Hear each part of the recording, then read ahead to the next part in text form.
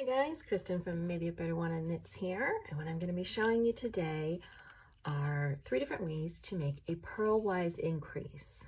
So a purlwise increase is going to be used if you are working in stockinette. You would use it on the wrong side of your fabric, and if you are working in reverse stockinette, then you would use it on the right side of your fabric.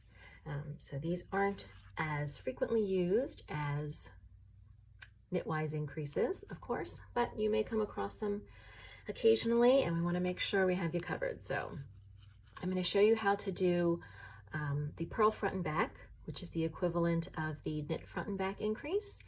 And I'm also going to show you how to do make one purl right and make one purl left, which are, of course, the purlwise versions of make one left and make one right.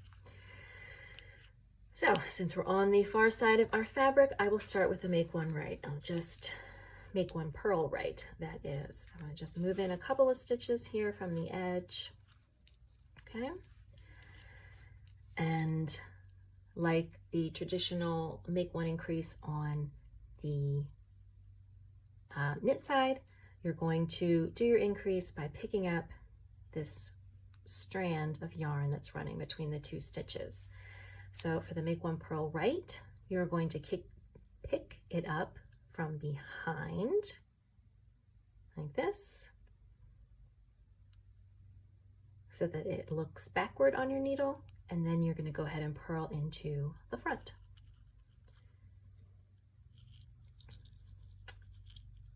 There we go. Easy peasy. Okay. Now I'll move into the middle of the fabric and show you the purl front and back. So again, just like the knit front and back, this is an increase that makes 2 stitches out of 1 stitch rather than an increase that is picked up between stitches.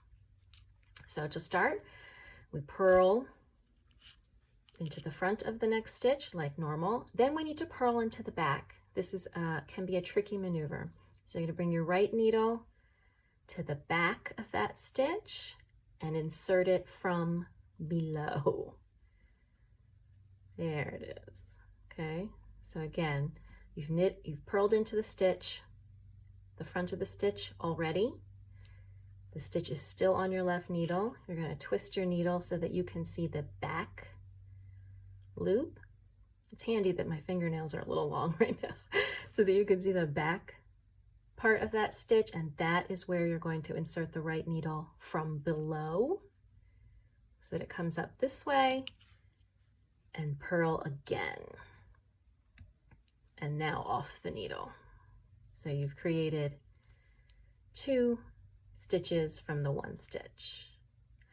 And now we're going to work all the way toward the end of the row, and I'll show you the make one purl left, which, as you may have guessed, since the make one purl right had us picking the running thread up from the back and purling into the front, now we're going to do the opposite. So we're going to, again, work into this strand between the 2 stitches, insert the left needle from the front to pick it up, and purl through the back like we just did with the purl front and back. So twist this over so that you can insert your right hand needle into the back loop.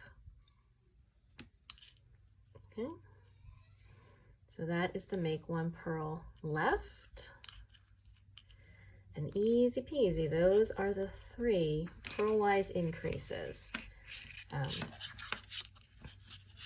So you can see this one here. Since we're now on the opposite side of the fabric, this was the make one purl right, but on the opposite side it's leaning to the left. The make one purl left is over here, and then in the middle we have the 2 stitches created from the 1 stitch. So there you go.